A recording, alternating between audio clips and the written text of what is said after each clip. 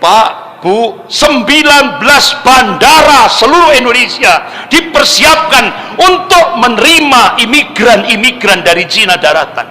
19 bandara. Ini bukan bohong, Pak. Saya sendiri menyaksikan. Saya kan pas kebetulan qadarullah, saya pas di pondok. Datang utusan dari Mabes Angkatan Darat. Ustadz, TNI itu yang aktif 500.000 kurang lebih. Sementara tentara merah 10 juta. Kami nggak sanggup menghadapi itu tanpa bantuan umat Islam.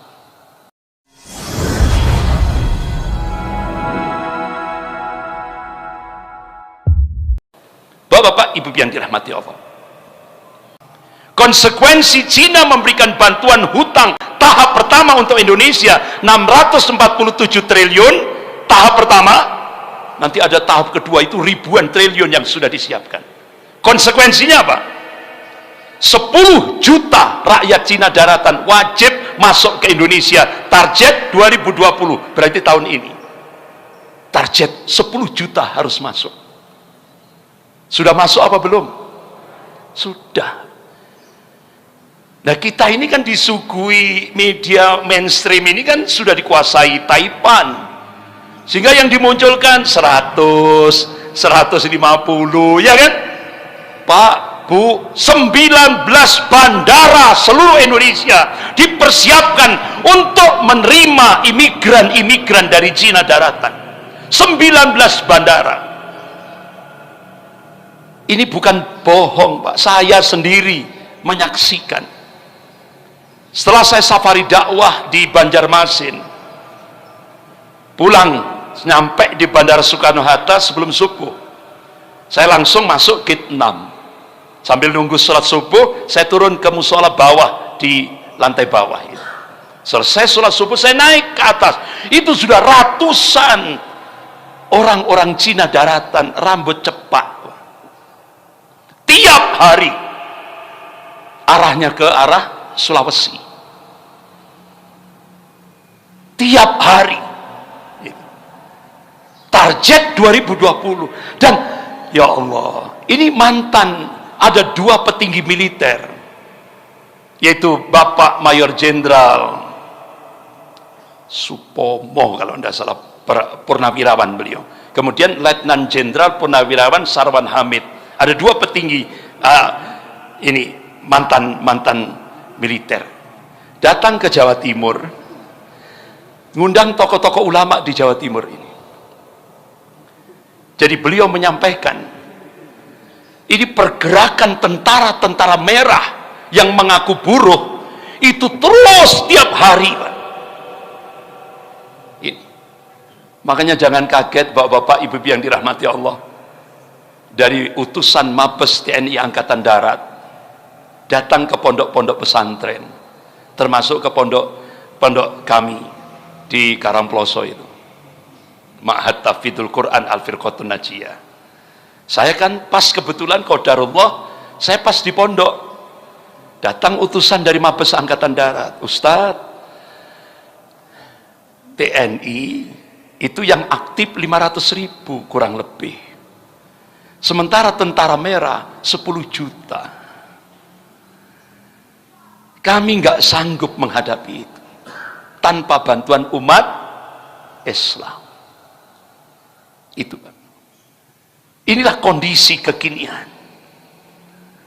Jadi bapak-bapak, ibu yang dirahmati Allah, makanya mantan Panglima TNI Bapak Jenderal Purnawirawan Gatot Nurmantio memberikan statement tanggal 6 Juli 2019. Saya tidak provokasi, tapi feeling saya Pancasila akan diganti dengan ideologi komunis. Benar enggak? Ternyata benar. Beliau sampaikan 6 Juli 2019, April 2020 Pancasila sudah diganti dengan komunis lewat RUU HIP. Ketuhanan yang Maha Esa dirubah jadi ketuhanan yang berkebudayaan. Pancasila diganti Trisila dan Eka Sila. Benar. Makanya Pak Gatot Nurmantio memberikan statement terakhir, benteng terakhir yang menyelamatkan NKRI ini cuma satu, Pak, umat Islam, benteng terakhir. Makanya bapak-bapak, ibu-ibu, kondisi politik sekarang ini hampir mirip sebelum peristiwa G30S PKI, hampir mirip. Antar ormas Islam dibenturkan, diadu domba, antar kelompok Islam diadu domba, antar TNI juga ya kan, militer diadu domba. Ini semua, Pak, luar biasa. Jadi kondisi politik sekarang ini hampir mirip sebelum kejadian peristiwa G30S PKI tahun 65. Jadi kekayaan satu konglomerat saja itu sudah sama dengan 100 juta rakyat Indonesia. Makanya bapak-bapak, ibu-ibu yang dirahmati Allah, saya pernah habis kuliah subuh didekati seorang pejabat, Ustadz, di Jawa Timur ini Ustadz, mulai dari elit sampai ke bawah Ustadz, semua ini pejabat-pejabat ini Pak, mulai dari elit sampai bawah itu sudah jadi cecunguk Cina katanya. Loh, kaget saya, mosok Pak? Ini pejabat yang ngomong, Ustadz, saya ngomong ini fakta. Bener enggak kira-kira? Jadi cecunguk itu apa, Pak? Apa cecunguk itu? Jongos. Jongosnya Cina. Miris kita, Pak. Miris kita. Sampai akhirnya Pak Ketua MPR, Pak Zulkifli Hasan waktu itu ngomong, kita tidak bisa berbuat apa-apa. Loh, kita ini mayoritas, tapi tidak bisa berbuat apa-apa. Akhirnya di ujung pidatonya, kita masih punya Allah. Kita masih punya Allah. Nah ini Pak, semangat kita. Kita masih punya Allah. Kita tidak boleh pesimis. Ya kan? Tidak boleh pesimis. Wala tahin wala, Allah ingatkan dalam surah Al-Imran ayat 139 ini, a'udzubillahi minasyaitonir rajim, wala tahin wala tahzan wa antumul a'launa in kuntum mu'minin. Jangan kamu pesimis, jangan kamu merasa lemah, jangan kamu merasa inferior, jangan kamu merasa marginal. Wala tahzan, dan jangan kamu sedih, tidak boleh sama Allah. Wa antumul a'launa, sesungguhnya kamu itu tinggi. Coba dalam surah Al-Imran ayat 139 ini Allah gunakan kata a'la. A'la itu kan isim tafdil. Artinya Pak, dalam ayat itu kita bisa unggul, bisa tinggi. Pertanyaannya, kalau kita korelasikan dalam kehidupan di Indonesia, kapan, kalau dari ayat itu kita korelasikan di Indonesia, kapan umat Islam di Indonesia itu bisa unggul? Kapan umat Islam di Indonesia itu bisa tinggi? Kapan umat Islam di Indonesia itu bisa punya al-izzah, kewibawaan? Allah berikan kuncinya, in kuntum mu'minin. Kuncinya itu Pak. Artinya apa?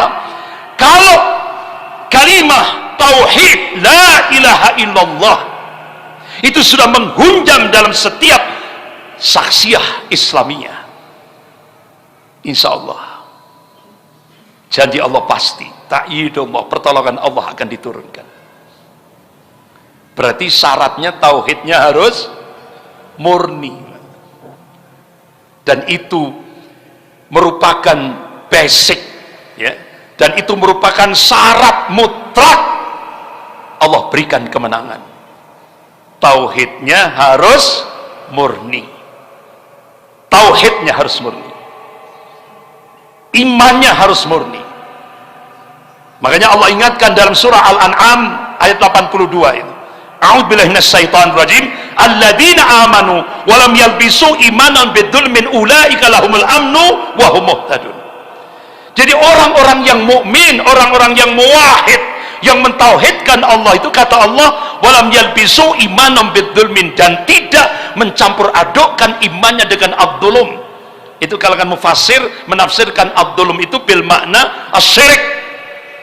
Jadi iman yang dikehendaki oleh Allah, tauhid yang dikehendaki oleh Allah, yaitu tauhid yang tidak terkontaminasi dengan segala macam bentuk-bentuk kesyirikan.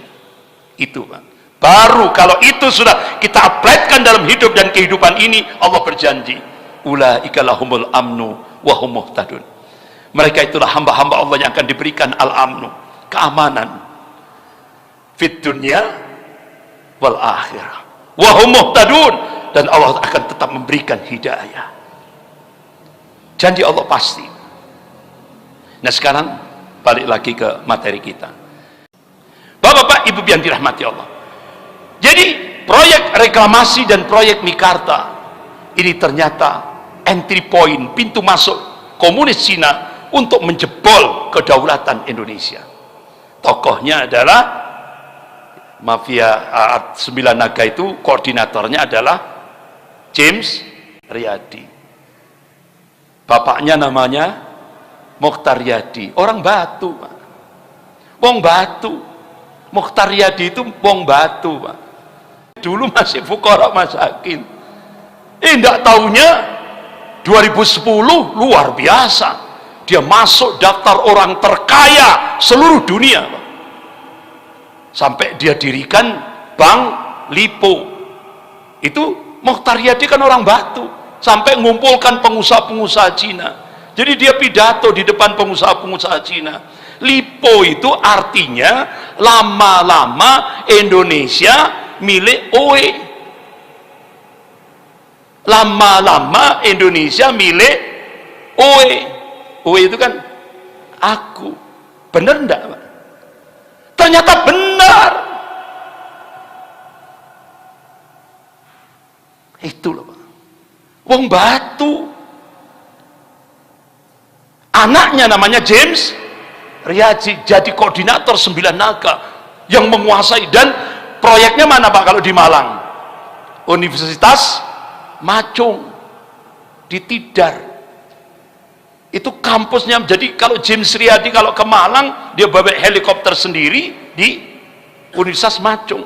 Makanya 7 tempat reuni ex PKI dan pemutaran film ala PKI itu kan 6 gagal karena dibubarkan oleh aparat dan ormas-ormas Islam. Cuma 1 yang berhasil. Di mana? Universitas Macung, reuni ex PKI.